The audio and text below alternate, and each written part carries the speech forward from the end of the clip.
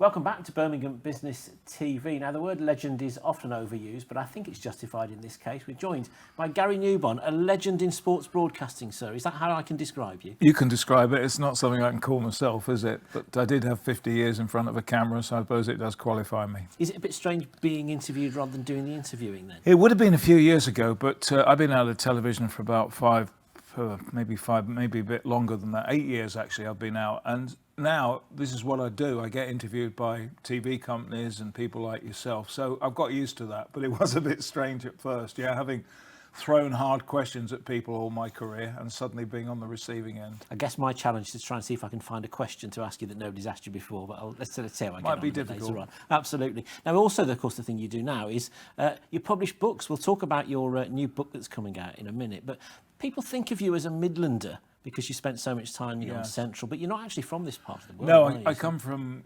Cambridge. I was born, dare I say it, during the war, 1945. It seems so long ago.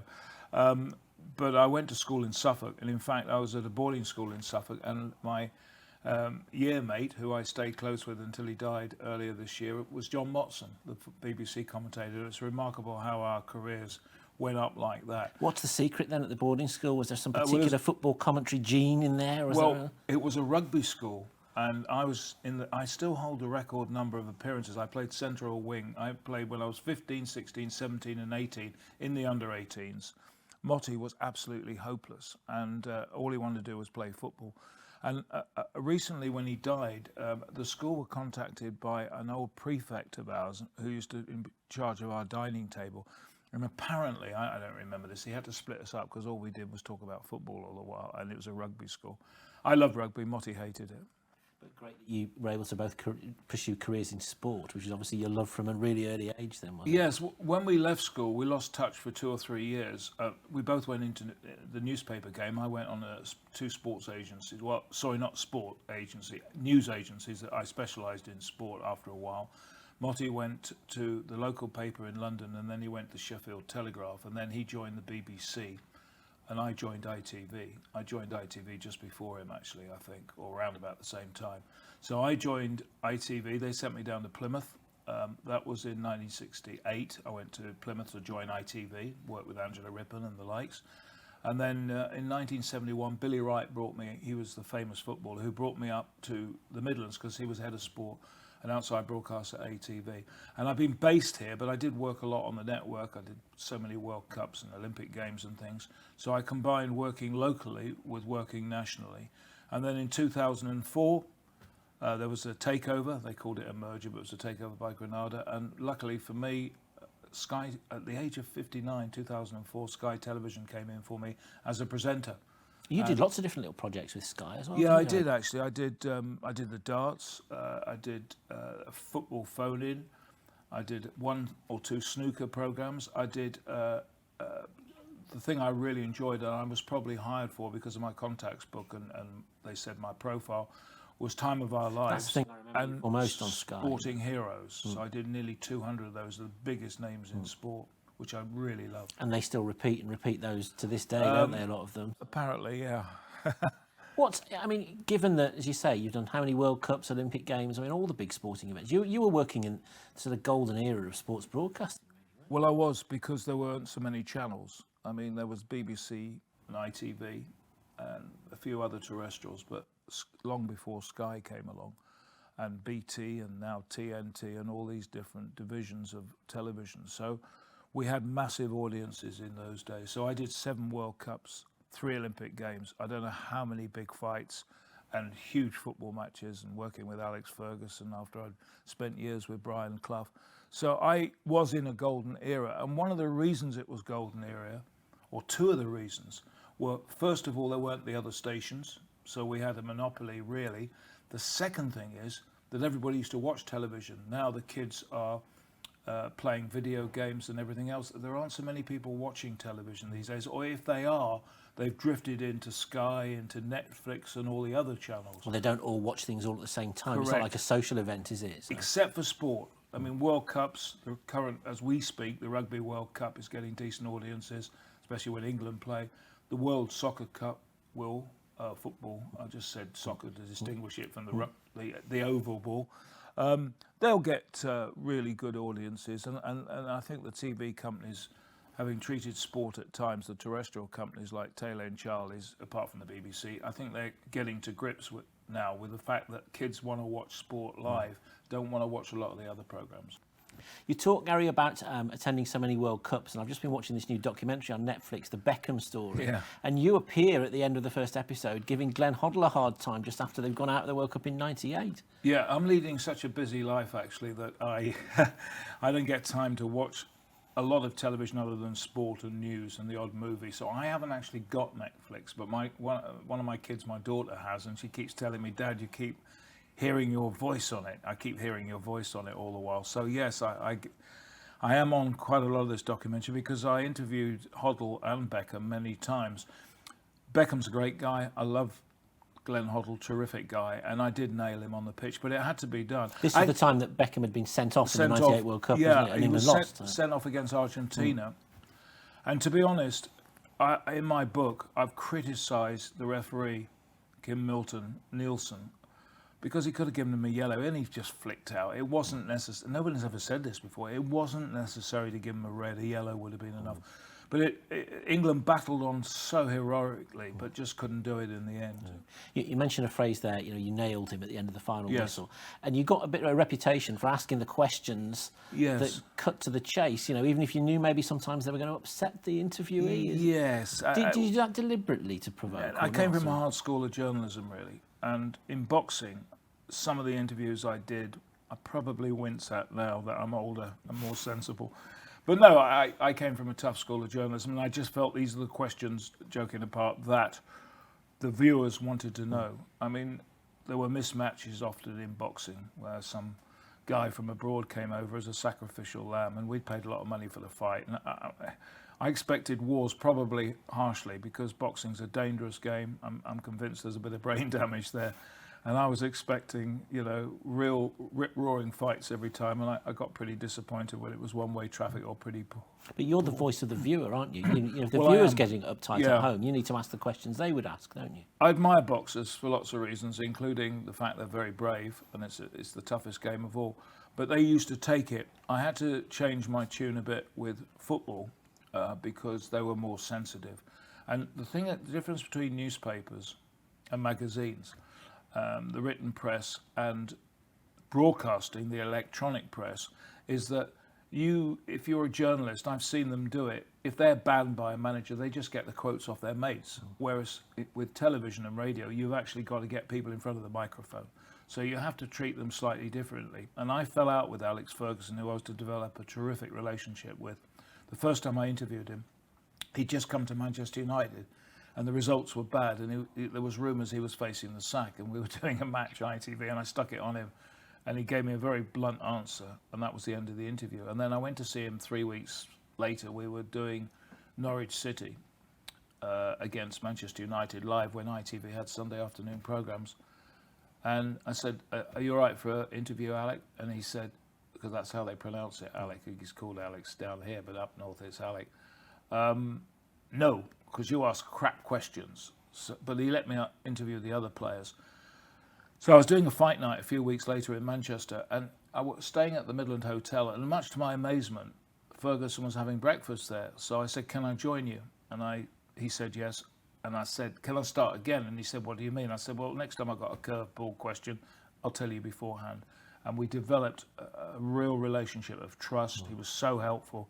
And so I had another 21 years working with him. Because you at the time when you first started, this was in the era before all the managers and players would get media training for doing interviews and things like that, wasn't it? I mean, that's evolved massively over the years. Yeah, I don't think they get media training now. What they have got are PRs. Some of them I call prevention officers, who are meant to be press officers, who brief them. Some managers know what they're going to say. I mean, somebody like Klopp is quite engaging, understands the media. Brian Clough always understood the media. I remember Brian Clough planting a kiss on your cheek. Yes, once, he did. So There's a story behind that one. Yeah, do you want the story? absolutely. So I'm emptying my book here. So here we go. So it's Everton against Nottingham Forest at Goodison Park.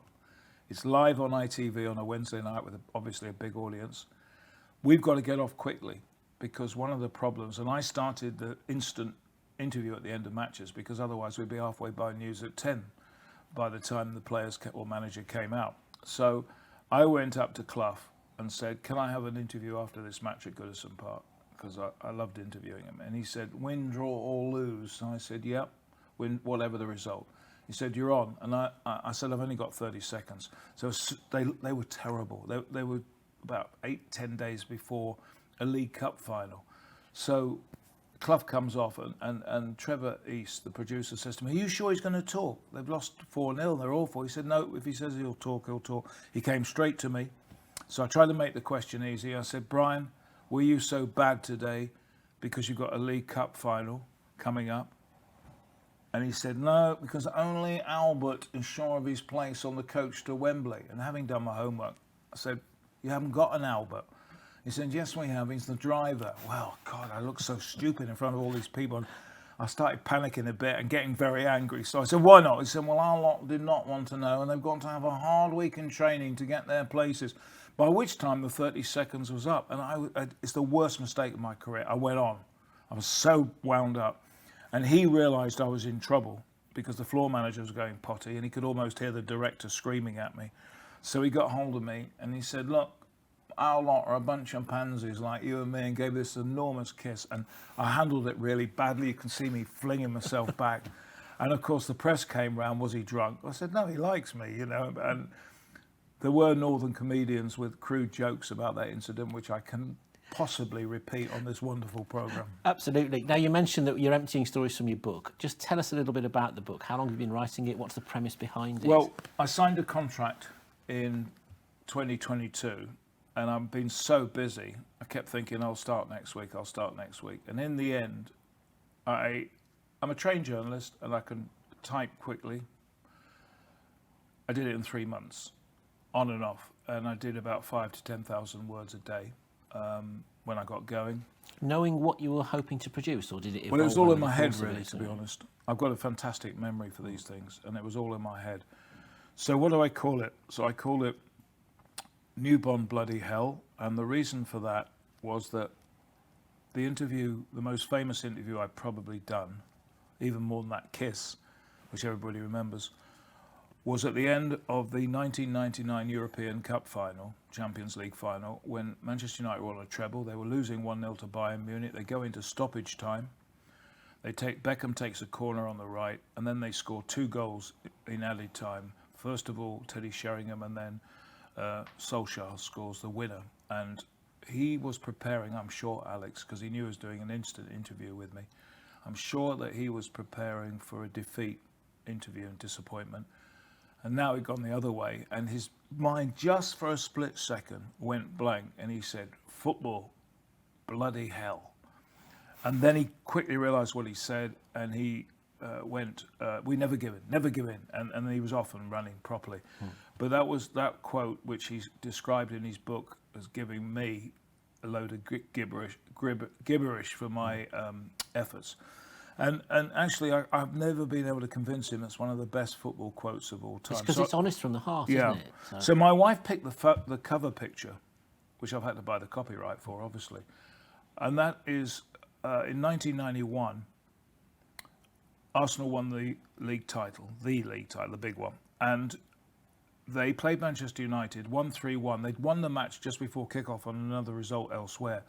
But they won 3-1. And we had a big audience. Again, it was midweek, and Arsenal players like me, people like David Seaman, and they invited me while I was still live into the dressing room to do the interviews. So I go in there with 2 cameras. We're live. I get cued. I ask a question, and then they pour champagne all over me. And my wife picked that up because she said it pretty well sums you up: champagne and chaos. So is that personally or privately then? Is it both, business or private both, life? I think both, actually. We've been married 50 years as we speak now this month.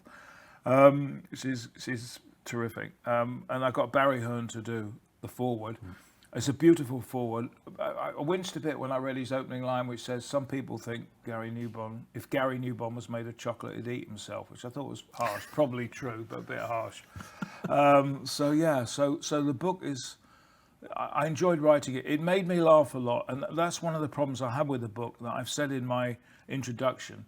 I laughed a lot when writing these stories. I just hope that you find them funny as well, the reader, because you shouldn't laugh at your own stories. But they take you back to a particular time in your own life, don't they? You can remember where Yeah. you were when the European Cup final happened, when Beckham got sent off at Yes. the World Cup. In fact, 50 years of television, the only things I really remember the dates for, the actual dates, were for the Olympic Games and for the World Cups that I covered, because they're every 4 years, and I can work out where I was. But it's the one problem I have sometimes, I have to go and check which year that was in. Yeah. What are you most proud of over all the course of the career? Wow. I'm most proud of the fact that I never broke a trust. That was really important to me. I was proud of the fact that unexpectedly I got an MBE, not the highest honour in the world, but to me it was fantastic to have my career recognised when I wasn't expecting it. I think it was after I retired. No, I didn't retire, but after I finished. Yeah, it was after I finished television. I'm also proud of some of the people that I have, as controller of sport, because I had an executive job as well, I discovered and brought into television. In front of camera, there's no point mentioning behind because it wouldn't mean anything to your readers and listeners and viewers. I brought in Jimmy Greaves, I brought in Andy Gray, I brought in Gary Neville, I brought in Andy Townsend, Sarah Jane Mee, Manish Basin. All but Manish have actually written tributes for the cover, very nice tributes, explaining that I brought them in and everything, which is quite nice. Especially in the case of Gary Neville, where other people have claimed him, but he's made it very clear it was down to me. That's good. So I'm quite pleased about that. And I suppose one thing, I mean, I used to have some crazy ideas. So one day I thought, the Queen Mother, everybody loves the Queen Mother. So I will ask her if I could make a documentary on her interest in national hunt racing. And she turned it down quite a bit, or her advisors did. And eventually, Terry Biddlecombe, her jockey, who now retired, of course, who was working for me, persuaded her to consider it, and she agreed. And we made this beautiful film, Royal Champion. The one problem I had was that she'd only ever given one interview. She hated microphones, felt unsafe with microphones. She'd given Alistair Burnett of ITN an interview and never did it again. So my big problem, and my boss was on my back, was to get an interview with her, which we eventually got with her and Terry Biddlecombe. It was called a chat. So that saved my skin. And the other thing was that, being cheeky, I asked her private secretary, who was a key to it, he was a brilliant bloke, I asked him if she would pose for a team picture at one point. So I've got this picture of me with the Queen and my crew and Terry Biddlecombe. And not everybody's Queen got one of those, have they? So. No, so I'm quite proud of that, really. What about some of the other? I mean, you've met Muhammad Ali, who's been voted the most famous person in the world. I mean, what? Yeah, no, that was obviously fantastic. I've interviewed him 3 times. I interviewed Pele 7 times. Loved him. But the number one interview, and I've done Mike Tyson, Carl Lewis, you name them, all the great names. Brian Clough, number one, because I never knew where I was coming or going. And I was just going to say, is that because of the unpredictability of it? Yes, I mean, I remember in 1980 we were covering them for a Star Soccer, the weekend program everybody used to watch in those days, highlights, and we're doing it from the ground. And I've lost my voice. And my wife said, you can't possibly do the show. And I must have been insecure then or something. I was stupid. So I said, well, I'm doing it. So I drove to Nottingham, and the first bloke I bumped into was Brian Clough. Morning, Brian. What's the matter with you? I've lost my voice. There'll be 2.5 million people in the Midlands absolutely thrilled with that news and pissed off, you know. So, I mean, you know, you just didn't know where you were. But he always said it with a twinkle in his eye, didn't he? He sent the doctor back about half an hour later. Yeah. I mean, funny enough, in this book, the first 11,500 words, rather than start off by saying I was born in Cambridge in 1945 and all that stuff, I started off with 11,500 words on my relationship with first Brian Clough and all the stories, and then Sir Alex Ferguson. Because Sir Alex Ferguson did a lot of things for me, including a secret meeting at 4 o'clock of the afternoon of a home European match, in which he would brief me and the commentator on everything, knowing we wouldn't use it till we went on air or the match started. 11 o'clock away matches, and he gave me an interview at half-time in European matches, which he had never done in his career. And there was a compassionate side to him. I had a stroke in 2004, and he was on the phone once I was recovering, making sure I was okay, telling me what to do. My wife, who survived, had melanoma cancer right through her body, including brain tumours. And when he found out she had a brain tumour, he rang from a team coach before a match at West Bromwich Albion, he found out. So there was a compassionate side to him. And I revealed in this book as well that he's always attending people's funerals. He's very good like that. He cares about the family. And when managers were out of work, he'd invite all the out of work managers to come to the training ground and spend time with him and put an arm around them. So there is, you see this hard spitting Scotsman's going potty, but actually there is a real nice side to Alex But Ferguson. that only comes because you've built up a trust within it, and that's the art of a journalist as well, to get people to trust you. It's a difficult thing in this modern world because the demands are very heavy. I mean, Sir Alex in the end was very nervous about a lot of the media because online, 24 hours, everything's happening. And he's got all these people in a room at the press conference when he was manager. He didn't know who they were or what their agenda was. And he was really worried about the fact they'd write about Manchester United. He didn't want anybody to write about Manchester United because he felt they didn't have anything good to say about them. And the other thing too was the scruffiness of it all. I mean, there were torn jeans, there were trainers. And, you know, Ferguson made his team turn out in suits or blazers and a tie.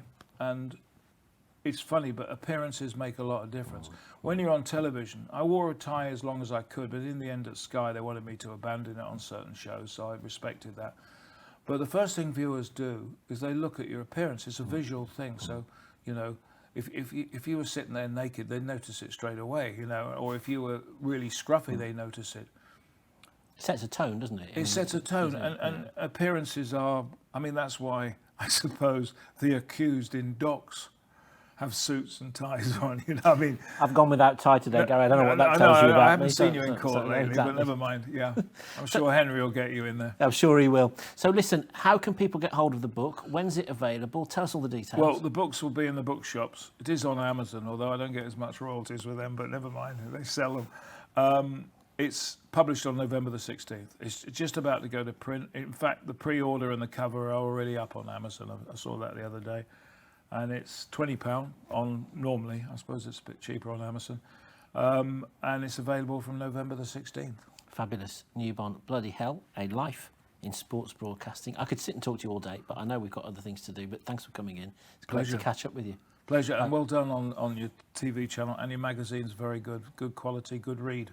And I'm in it, I think. You are indeed. Thank you very much. There's no correlation there, I don't know. Maybe there is. Now then, Joel Blake is out and about around Birmingham City Centre for us once again, so let's go over and find out what he's up to. It's time for the Joel Blake Business Show.